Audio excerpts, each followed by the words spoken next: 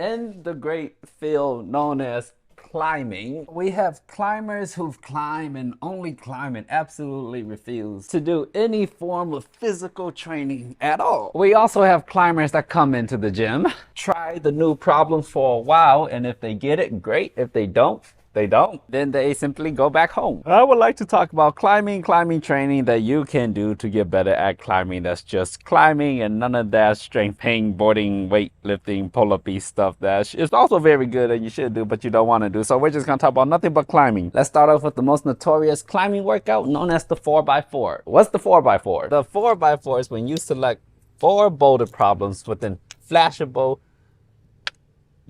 of your grade. First one you're going to do, chalk up, do, chalk up, do, chalk up, do in quick succession with basically 0 break. At the end of all 4 boulders, you're gonna take a little break and then repeat it for a total of 4 sets or 4 rounds.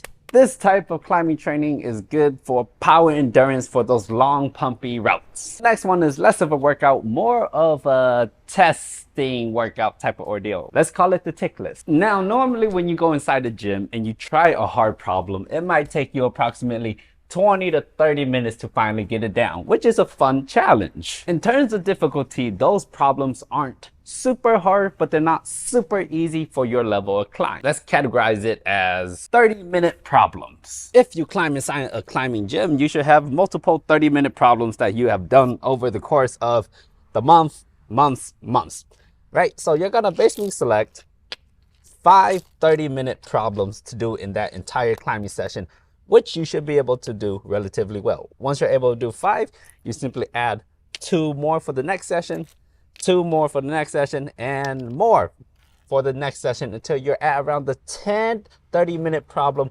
mark. Someone once said if you could repeat a hard problem very easily, you're a better climber. And that's basically all you're doing when you repeat these 30-minute problems that gave you trouble for 30 minutes, but instead the second time around, you more likely than not will flash it. This not only builds efficiency of movement, but I also find that it really increases your confidence, because the first time you spend 30 minutes on this problem, and then the next time you came in and then you day flash it, you're like, wow, I guess it wasn't that hard. And wow, I guess I'm really that good. And then if you're able to do a whole slew of 30-minute problems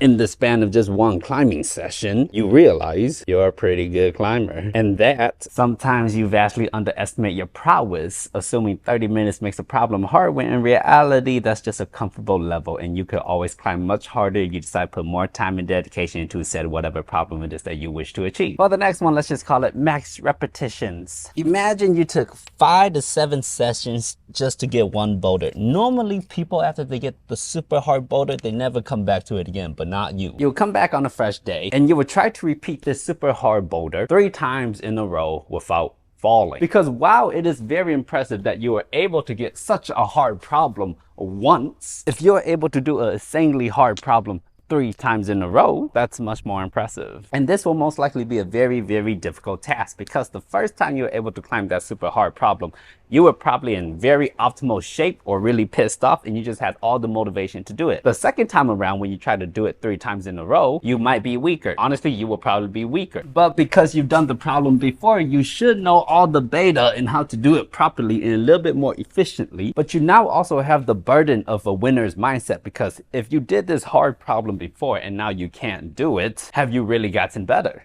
Obviously you have, but it's all about keeping the mind in check, keeping it nice and consistent without too much wavy emotional emotions, as well as making sure your body could replicate hard moves over and over again, and to make sure it wasn't luck but actual skill that allows you to do said problem. That was it. Thanks for watching. I'll see you next time, partner.